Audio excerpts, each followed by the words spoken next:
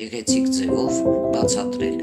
Ես առաջվա նման չեմ սիրում, գոռալ,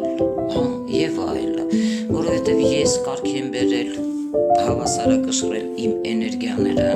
բարձր վիբրացիայի վրա եմ եւ պարապում եմ հիմա յոգայով։ Եվ Աստված մի արածց է,